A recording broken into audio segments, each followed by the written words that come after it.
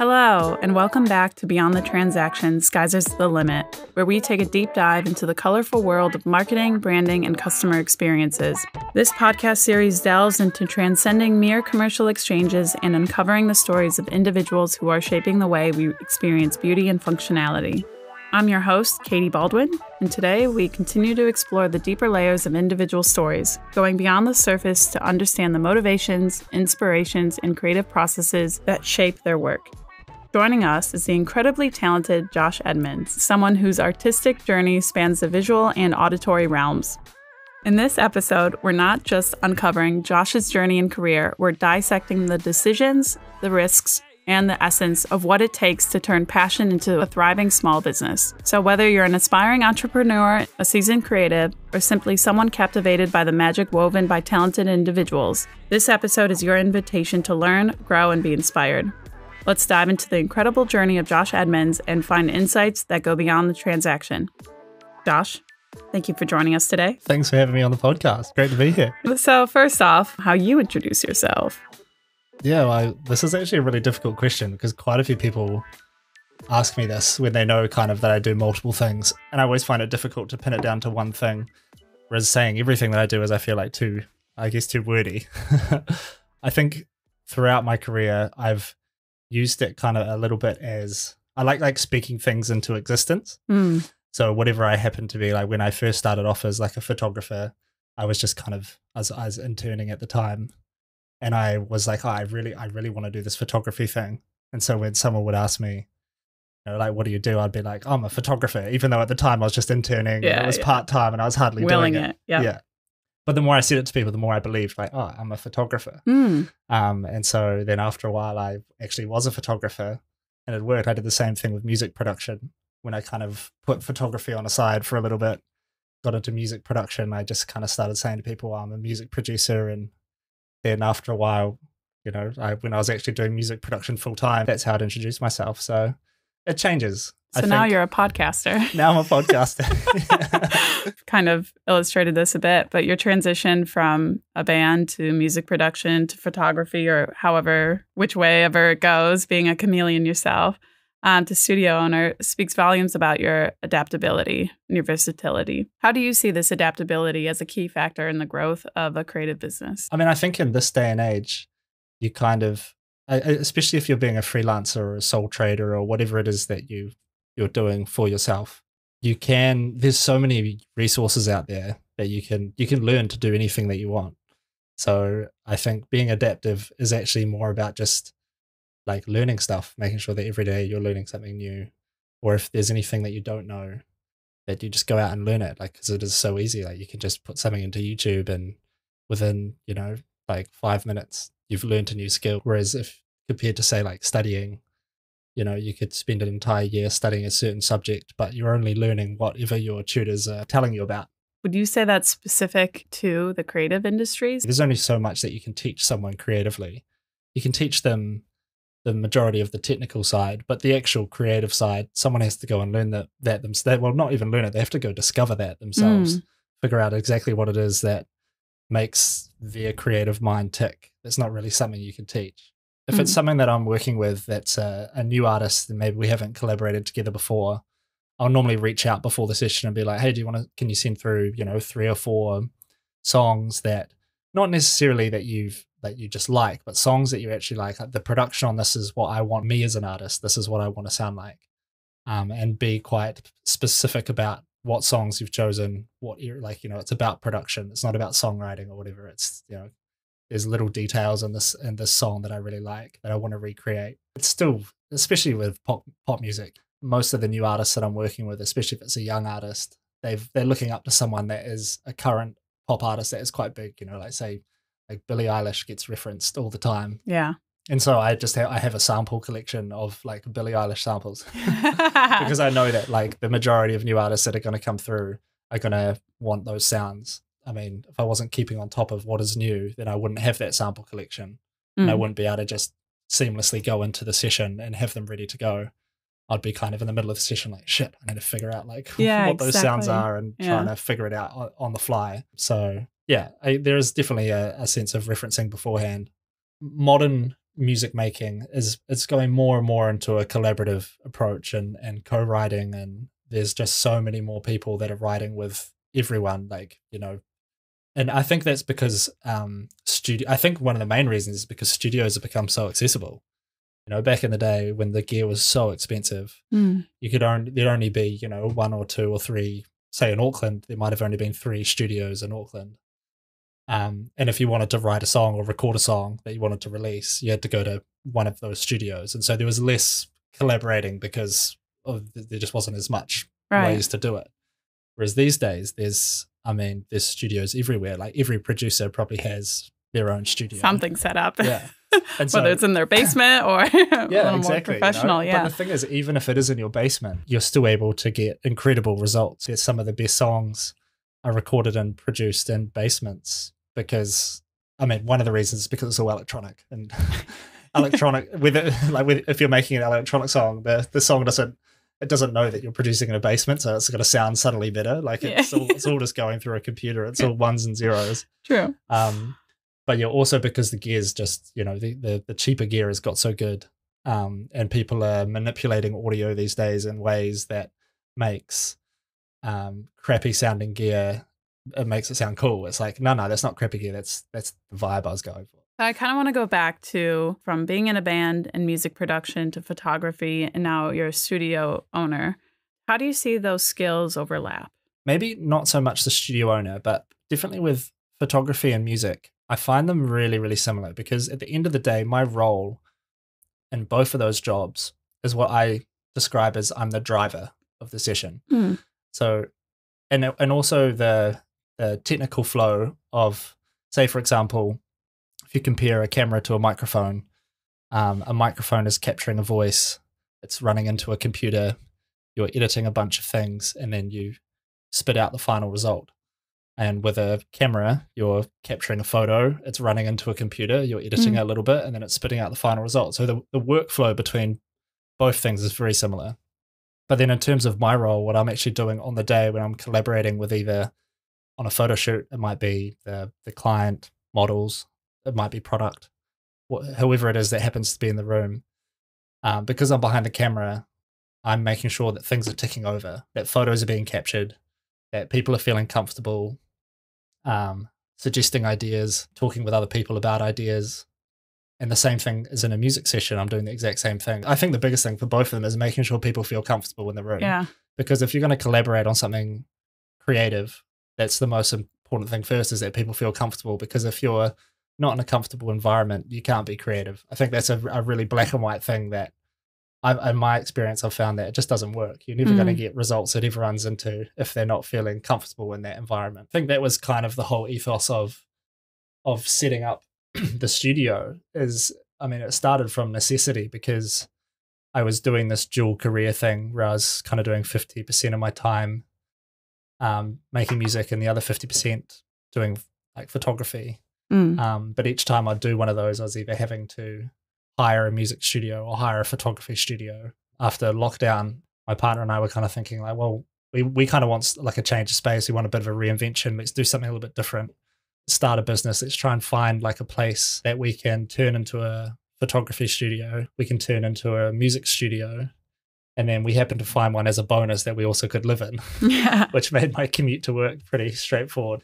And so it kind of like, it was out of necessity, but it just kind of worked. And when we had the space set up, the ethos for it was creating an environment where people would walk into the space and they'd feel like they wanted to create something. But also the way it looked and the way it felt was people like, I feel like I can make something in here. That was really important to me. The studio that I interned in, Thievery Studio, they did it really well. They had just the way they ran the ship in there. And so a lot of those kind of things I learned from interning there was something that I kind of wanted to replicate in my own space. For those who are navigating this ever-evolving landscape, what advice would you offer to stay ahead and also embrace change?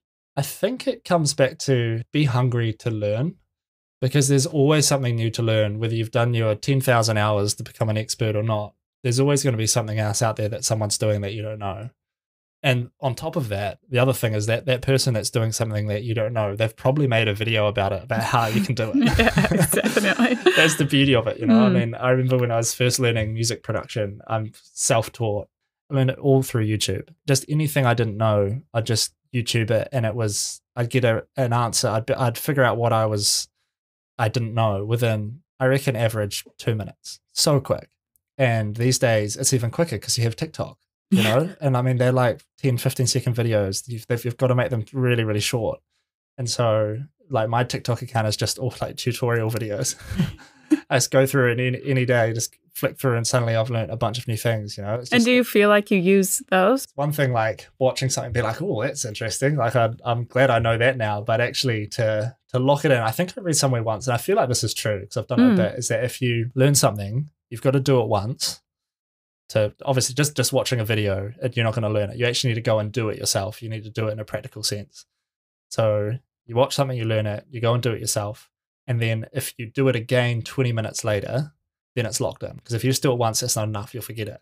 But if you let 20 minutes go past and you do it again, then it's locked in. It's muscle, well, not muscle memory, but it's definitely in your head. I wonder if there is some parallel to that of starting your own business. You can only do so much research into setting up a studio per se, but actually you need to put it into practice and start doing in order to make real learnings happen. Oh, I mean, so much of what I did to set it up, I was just winging it. Like I had a little bit of a plan, but it was after COVID where no one really had any plans. Yeah, totally. I think everyone was kind of winging it a little bit. And so just kind of made it up as I went along. A little bit of, I guess, faking it until you make it kind of thing. But there's definitely things that I wish I knew, or like I wish I'd been taught or someone had told me that would have made it a whole lot easier. I guess probably the main one that always sticks out for me is the accounting side of it. In the New Zealand schooling system, at least, there is you can take accounting or whatever, but I don't know what they're doing now. I mean, it's been like over a decade since I was in college. That makes me sound really, really old. That's crazy. But like you couldn't take a class and they'd teach you how to use like Xero, for example, you know, and so I had to learn that, and that wasn't something that I wanted to learn. I didn't want to be an accountant, but because I was self-employed and because I wanted to start my own business, I had to learn how to use it. And I found, well, because I use Xero personally, like that was probably, I mean, I've learned so many different softwares, whether it's Photoshop, Premiere, Ableton, Pro Tools, you know, all these different softwares, and the hardest one that I've ever had to learn was Xero. And it boasts about being like intuitive. No, it's not. It's not. If you're wanting to be a sole trader or you're wanting to own your own business, just knowing that there's these other strings attached to that. Like it's not just your craft. Like there's a lot of other things as a business owner that you need to get good at, not just the craft. That's only probably less than 50%, to be honest. Sometimes it's learning from mistakes and being like, right, I need to backtrack now because I need to go get good at that. Or it's just suddenly you just feel you're in a spot where you're like, oh, I need to upskill on that. Like there's something that I don't know.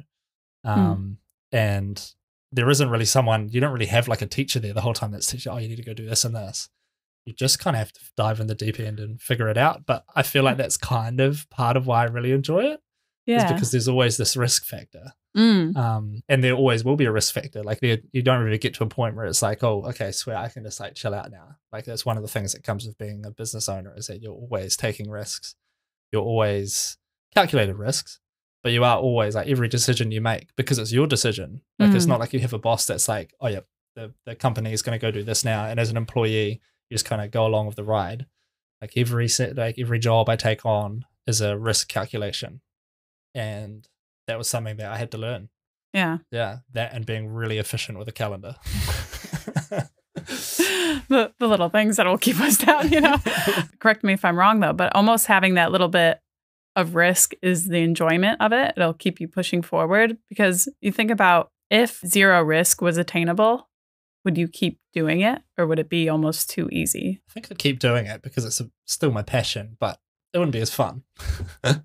I feel like that you get all the highs because you go through the lows. Yeah, exactly. You know, and if you didn't have the lows, then you wouldn't have the highs, and so you'd just kind of be in this middle ground. You'd just kind of be trucking along. Everything's working, sweet, cool. Yeah. But I feel like what makes those highs is that you have the lows. You know, like you get a win from taking a big risk. Yeah. Which might at the time feel like a low because there's heaps of pressure on. But then when it pays off, you're like, oh, that was my decision that I made way back then. That's paid off now. And it feels great, and that keeps you going. Could you walk us through the key decisions or considerations you had in mind when designing and setting up Ambian? Again, I think when me and my partner Emily, we moved in here, we kind of had this blank canvas space. And because it's a photography studio, a lot of those design decisions we had were around like visually how it looked. And when we first moved in here, we knew that the space had like really good bones, but we just kind of needed to the main things we would actually take stuff out. Like when we first moved into the space, it had like dark blue carpet through the entire, like all over the floors. And for a photography studio, dark blue carpet soaks up all the light. It's not what you want.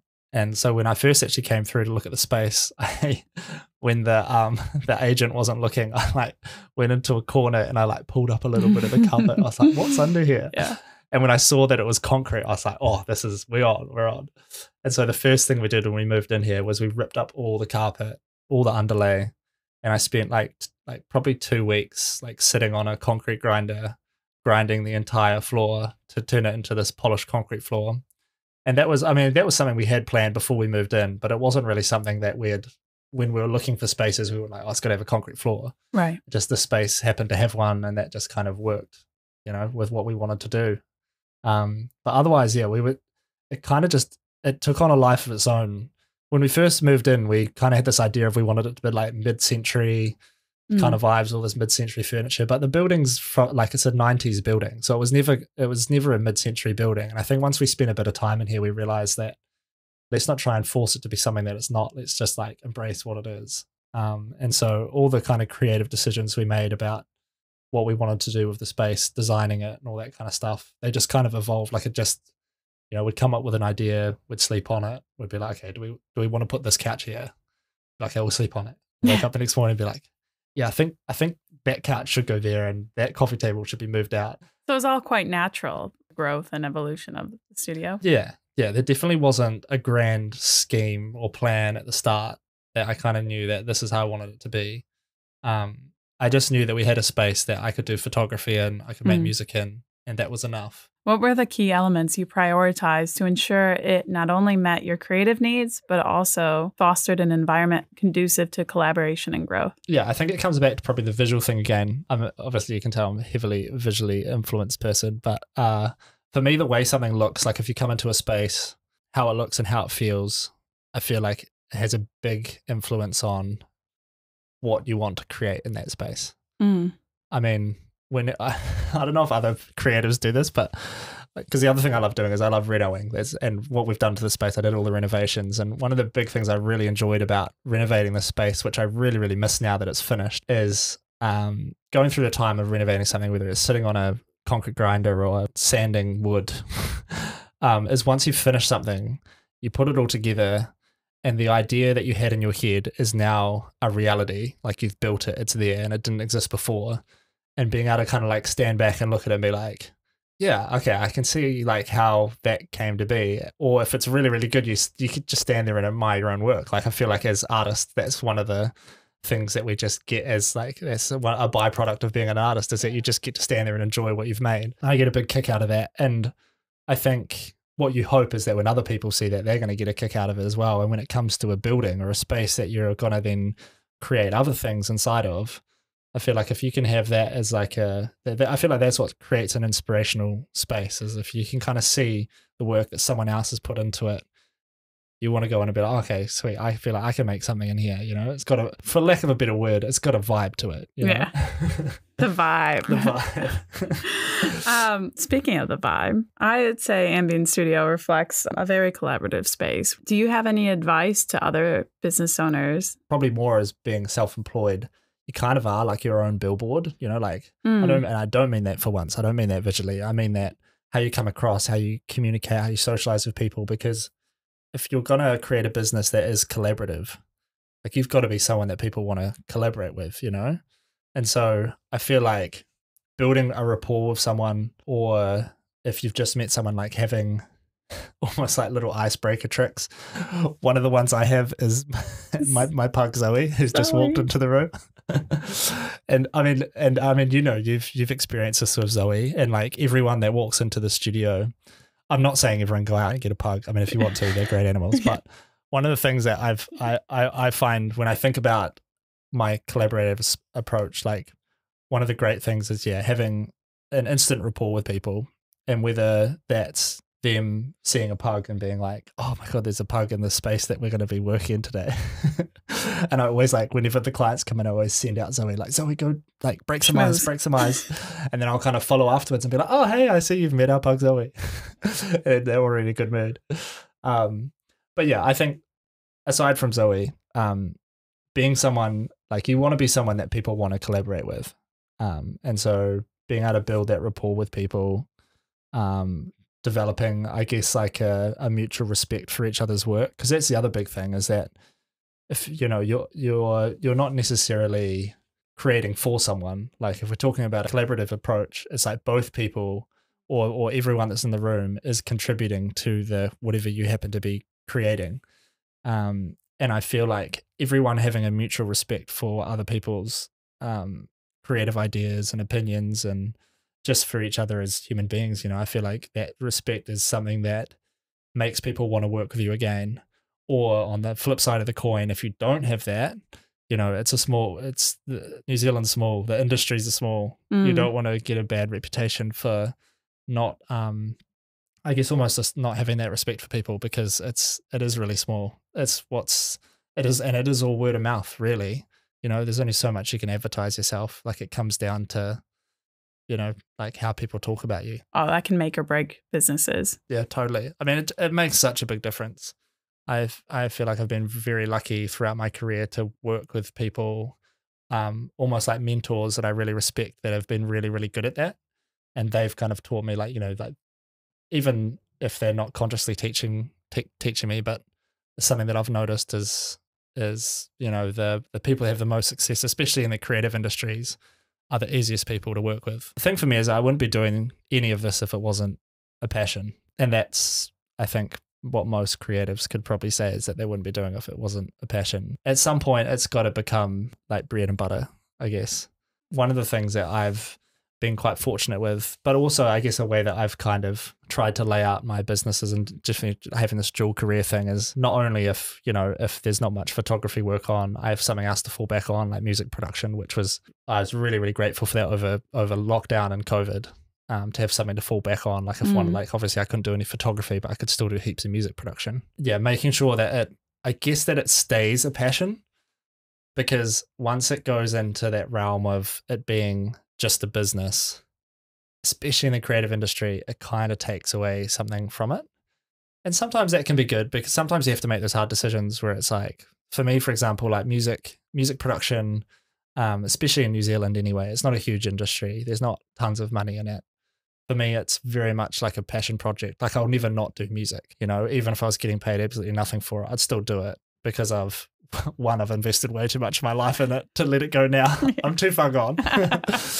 Yeah, exactly. But also just because I just absolutely love it. And the same thing as with photography. I mean, I definitely, when I first, even now, but definitely when I first started, I just had, I was passionate about it. I would do it. And I feel like the way you define that is that I'd do it in my spare time. Like even if I didn't have to do it, when I was interning, I would go in, I had keys to the photography studio, access to all the gear.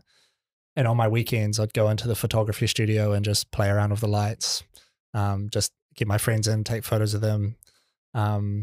Looking back, that's actually how I upskilled as well. But what I was actually doing then was I was creating this passion for photography, which is now turned into a job. And I feel like that is like the thing that's got to be at the very start is you've got to have a passion for something. Because if you have a passion for it, then you can go anywhere with it. It can just stay as a hobby and you just keep doing it, or you can turn it into a job. But you're going to have so much more drive to do something if you're passionate about it, because you're going to want to spend your time doing it. I think one of the downfalls of turning your passion into business is that it starts to fade away the passion. Have you ever experienced anything like this? Oh, 100%. And like, even after everything I just said, with music, it's when I was a teenager and I like in my early teens and I played the guitar and stuff, but I wasn't really into music production. I played the guitar just because my parents made me learn an instrument. Yeah, that's usually how it goes, isn't it? But I remember when I was listening to music as a teenager, the way I listened to music then it was so emotive. Like, you'd put it on and it would completely change your mood. And I wasn't pulling it apart. I wasn't trying to figure out what people would, how they made it or anything like that. You just put it on and you just listen to it from like a recreational point of view. Like it just like lifted my mood. And that's part of it's kind of gone, which is kind of sad. Right. Because like that's the whole point of music, right? Is that it's such a emotional thing that can completely change your emotion, everyone else's emotion in the room. It can completely change the vibe of the room, like it's got so much power, and it's this invisible thing that comes out of the speakers. And, like that side of it definitely is gone for me. Like now I listen to music and if I'm not in a session, I find it really hard to listen to music that has lyrics. Because listening to someone's vocal, I'm like, I'm trying to pull apart like how they've written the song or how the producers produce the vocal. And so I listen to a lot of like lo-fi like jazz music now, mainly because I literally can't make jazz music. I'm not that of a good musician. So because it doesn't make sense to me, I can actually just enjoy it. But compared to when I was a teenager, I just don't quite get the same like emotive kind of feels from music anymore. It's a bit sad, but I think the thing that I've gained now is when I make music, I really like the concept, and I get the feels, I get the emotions from this, is when at the start of the day, if you go into a session and you're writing a new song, the song doesn't exist. You don't have anything. You don't have chords. You don't have lyrics. You don't have production. It just literally doesn't exist. There's no sound waves. There's no invisible magic anywhere. It's not there. And by the end of the day, you can press play on your computer and this sound comes out of the speakers, this invisible sound into your ears, and makes you feel a certain way. And if the song's good, by the end of the day, everyone in the room is like really hyped up on the song. Like there's a good energy in the room. And that feeling is worth it. To have just plucked something out of thin air, like didn't exist at the start of the day, and now you can press play and the sound waves like create these emotions that you feel, and you're like, we made these emotions together, and so not only is it hearing it feels good, but also the fact that everyone in the room is feeling the same way and you're having those feels with other people. Not only in the moment does it feel good, but it also strengthens relationships. I have like some of my best mates now, the people that I make music with. And I think it's probably down to going through those experiences with them. You spend so much time in the studio with them, and you have what we were talking about earlier, like the the highs and the lows. You have the lows with them where maybe the song isn't, it's not like you write a hit song every single time. Like you have a song where you're just like, man, that didn't quite work. Right. But then it's all worth it because then you have the songs where it's like, man, that really worked. We've got a hit here. And that feeling at the end of the day where the songs come together and I describe it as like you've climbed up the hill, and climbing up the mountain is really, really hard. And you kind of feel like you're getting near the top, but the song's not finished because you're still got to come back down. Yeah. But when you're coming back down, you can sprint the way down. Like you've already got it in the bag. You've been to the top of the mountain. You've got the song like locked in, you've got a hit, and then you just enjoy the experience coming down the mountain. Well, you've still got a little bit of work to do, but you've made it. It's such a collaborative process. You still love music, it's just in a different form almost. It is in the creation process. I might actually have this wrong. It might not be because I make music. It might be because I'm not a teenager anymore. Because I feel like when I was a teenager, and I feel like everyone could probably relate to this, you'd hear a song that you really liked and you'd be like, how do I hear more of this? And so you'd find out who the artist was. And then you'd find out that they've got like an entire album of the same kind of stuff that you just like absolutely love. And suddenly that's how you become a fan of an artist. And I feel like, when the majority of people that make pop music, they're making music for teenagers, right? That's because that's what teenagers do. They hear something and they latch onto it and they're like, this is me. This music sums me up perfectly. I'm a fan. Whereas like, you don't really get like 35-year-olds being like, oh my God, this is it. I mean, I still do. I hope people still do, but not as much as when I was a teenager. Slightly embarrassed to say this, but maybe not because they're a great band. But like for me, like the Backstreet Boys, when I was growing up, when I was like a 12-year-old, and like hearing the bit like I Want It That Way for the first time, and then like that album Millennium, and like every single song on that was like my childhood. There's so many, like I put that album on now and every single song like sounds nostalgic, and I feel like I don't quite have that anymore. And saying that, I did actually Huge asterisks on that. And saying that, probably not so much a Backstreet Boys fan anymore. I mean, everyone moves on. But one artist that I've just recently listened to, that for the first time in a long time, I'm like, you know what? I love everything on this album. This album not sums it up, but like I just want to put it on in the background, put it on in the foreground, whatever the vibe is, I want to put this album on. And it's the latest Rolling Stones. And I was born after the Rolling Stones obviously had their time. And so I've been alive almost in between. I think they might have released one album when I was slightly younger, but this is their first album in close to 2 decades, I'm pretty sure. So it never been on my radar. And then they dropped this album, and it was around the same time that Blink-182 dropped their latest album. And after being a massive Backstreet Boys fan, I got into Blink-182, and that was the rest natural of my progression. Yeah. It was funny because Blink-182 just used to take the piss out of the Backstreet Boys.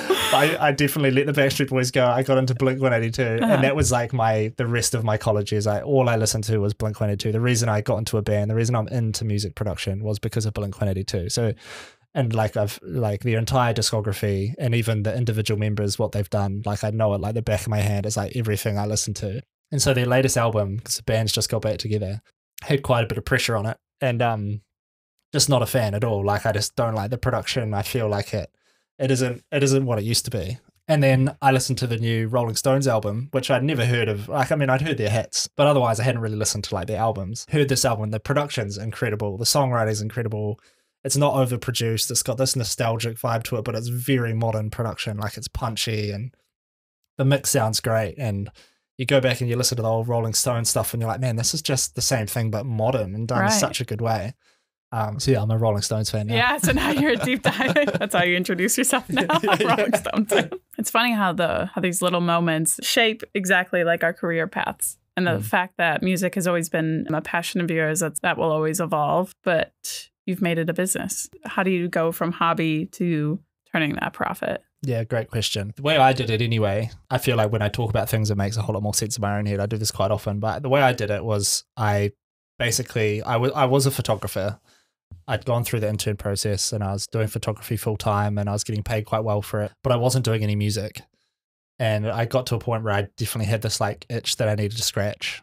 That was music production. And so luckily I had, at the time, I'd met my girlfriend who is now my wife, and we'd got quite serious quite quickly. And she said, you know what, you should just take a year off photography. I'll support you. Go and do music production. This is obviously what you want to do. This is your passion. If you don't do it now, like, you know, we want to have kids later on. We have a kid now. Like I wouldn't be able to just take a year off photography to do music production now. But at the time she said to me, like, this is what you're passionate about. You need to just go and do it. And so I took a year off photography, and me and my production partner, Joe, we just were like, he quit his job as a teacher. I quit my job as a photographer, and we got a lease on a studio, and we just worked with everyone and anyone. Like every single day we were in the studio with a new artist. And we went from no one knew who we were to suddenly within a really short amount of time, we were working with everyone and people. We kind of had this buzz about us, which felt really cool to be like, we were like the new producers on the block. And it was because we were just working so hard. We were just, because we knew we'd quit our jobs. We were like, we're not just like fluffing around here. We're giving up a lot to be here to do this. So we need to try really hard.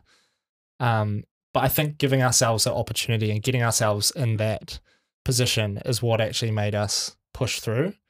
And because we were doing it so much, and because when people would ask us that we didn't know, like, hey, so what do you do? And I'd be like, I'm a music producer. Yeah. Even though at the time I might not have been making any money out of it. It might not have been what I would call like a career, but at the time it's all I was doing, and it's all I wanted to do was be a music producer.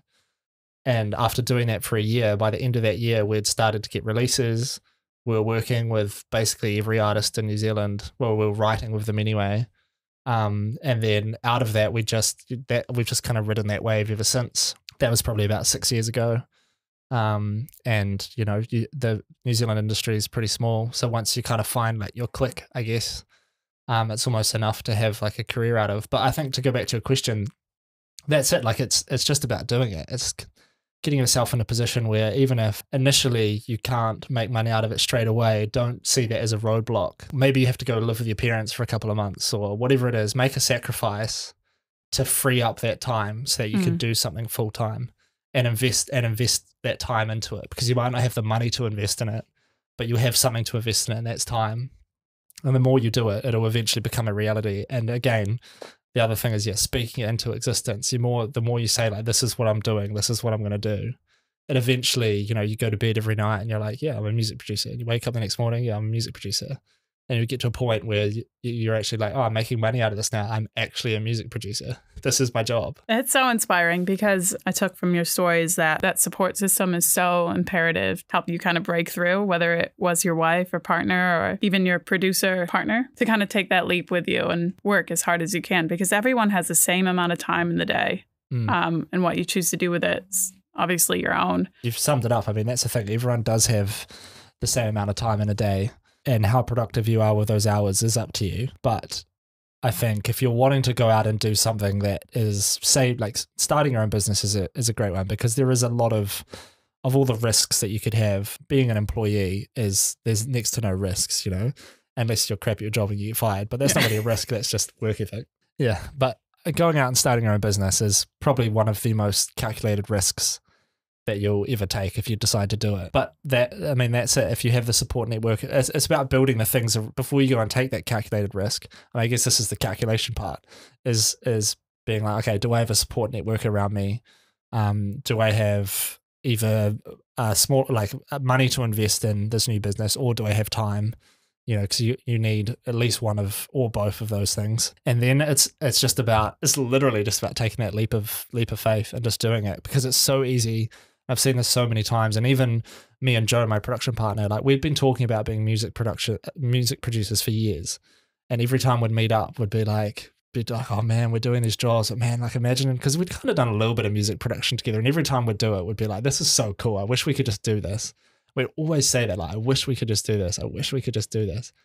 And it got to a point where I remember we were actually at a gig, and I was with Joe and I was with Emily, my partner, my wife, and me and Joe were talking about, man, like, imagine if we were just like music producers, like the classic chat that we'd had so many times before. And I think Emily almost just like, it's like she just kind of like, like she just flipped, and she was just like, quite sternly, it was just like, can you guys stop talking about it? Can you just freaking do it? And literally in that moment, me and Joe were like, should we just do it? Should we just quit our jobs and do it? And we're like, okay, let's just do it right now. And so Joe, like, I remember that evening he wrote his like resignation email, and well, I don't actually know if he wrote a resignation email, but he definitely did something that locked in the fact that he was no longer going to be teaching anymore. And I did the same thing with photography. And then we went and got this lease on the studio. So we had these things locked in. And so we were like, well, okay, we owe it to ourselves now to do this. We're locked in. But the biggest thing was making that jump. And I think that's what a lot of people struggle with, especially if you're in like your comfort zone. If you're and if you're an employee, that is a very comfortable space to be in. Financially, time-wise, you're going every day. Your support network is your fellow employees or the people that you work with. And to go away from that, to take that risk, almost seems like, what if I screw it up? Like, what if I can't do it? And I feel like it's got to get to that point where it's a calculated risk. You know that, like, maybe it might not work, but what's the worst thing that can happen? You can just go back and you'll find another job, whatever. But the thing is that if you make that decision, you've almost proved yourself that you can do it in that very first stage. Because if you can go in and like change your, almost like reinvent yourself a little bit. And I'm a big believer in, I love to do it every like 3 years or so, is just be like, you know what, I'm going to go reinvent myself a little bit. Like, and I might be like, okay, I'm no longer going to tell people I'm a music producer. I'm now going to say I'm a wedding events, a wedding venue owner. Yeah, stay tuned, everyone. That's what I'm about to phase into. But I feel like, yeah, just having that reinvention, and then just getting yourself in a bit of an uncomfortable position and just embracing that, being like, this is what I need to be doing right now.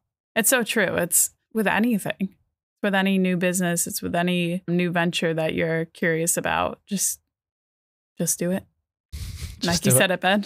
Just like Nike, just do it. Kind of wrapping up, I love your take on how you perceive the current state of businesses in New Zealand. It's probably been a pretty tough year for everyone.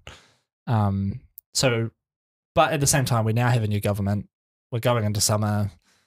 It's looking like this summer's going to be, I don't know if this has got anything to do with it. It affects my mood, but it's supposed to be an El Nino. Compared to last summer in Auckland, I think a lot of people are looking forward to that. I mean, from my point of view, I feel like because of COVID, and this is probably worldwide as well, is that I think there's a lot more people that are starting their own businesses. And I think it stems probably from the fact that a lot of people maybe worked from home over COVID, and they were like, you know what, I could get used to this. I think a lot of side hustles were created over lockdown.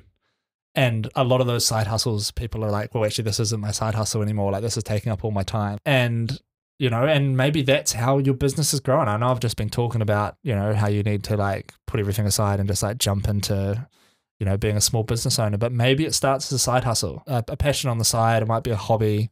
Then all of a sudden it kind of, you know, turns into something else. And I think to go back to your question, state of business in New Zealand, I feel like that's happening quite a lot, is that there's more and more people that are like, I don't want to work for the man.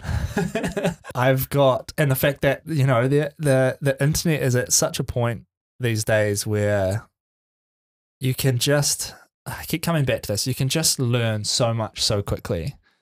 It's just like a haven of knowledge that's right there in front of you. And if you can learn how to use that and access that and turn it into something, whether it's a passion, whether it's goes from a passion to a small business into a job, you know, like that's, I think, really encouraging for the landscape of small businesses in New Zealand. Is the more of us that there are, the better it's going to be for everyone, you know? Totally. So yeah, I think it's in a really good spot. There's a lot of hours in the day. And if it's something that you're wanting to grow from if it doesn't exist, like you don't, you know, say it's a new skill that you haven't learned yet. I feel like if you want to learn something new, you still have, even if you're working for someone else or whatever it is that you do, you still have so many extra hours in a day. Like just because you're working a full-time job, that's really only such a tiny part of your day. I mean, I'm saying that because I'm a bit of a night owl. I quite easily stay up until you people past sleeping, what are you doing? Yeah. But I think, you know, like there is still a lot of extra time that you can invest in another passion. And to dive into a completely different subject, but from a mental health point of view, I feel like having a passion and doing something in your spare time that is that something that you are passionate about, but it's also like productive, that's something that you could potentially turn into a side hustle, even if you're not like this has to be a business, this has to be successful. It's just something that it's like alongside what I do for a job. This is something else that I'm quite interested in that I'd like to kind of see where it could go. You know, like that does wonders for your mental health. Like having this little thing that it's almost like this little baby that you can like nurture. Yeah, it's something that you think about a lot, like your business. And it helps you just kind of keep going forward because you're like, you know, every decision I make, you know, you're thinking about like, why am I making this decision? Like, what does it come back to? And I just think it helps you move forward. Totally. Thank you, Josh, for your time, the conversation, sharing your experiences. Tell the people what you or Ambian Studios are up to. What can the listeners look forward to? I have an album that I've worked on with a band called Park Road that's going to be released, which I'm super excited about. The studios, we've now just made it available for events, which is awesome. Then definitely go give me a follow on Instagram, Ambian Studios, or if you want to just have a chat about anything, follow me, just Josh Edmonds on Instagram, send me a message. Would love just to like have conversations. And don't forget to follow Zoe. Yeah, Pug Monster Zoe, if you want to follow an incredibly cute pug. She's so cute. And to our listeners, if you're still listening, thank you. Please find Skyzer anywhere on the World Wide Web. Follow, like, bookmark, alert, whatever tickles your fancy. We will be back to discuss more about the creative people and businesses shaping Aotearoa. Until then, I'm still Katie Baldwin, and this was an episode of Beyond the Transaction. Cheers, everyone. See you later. Bye.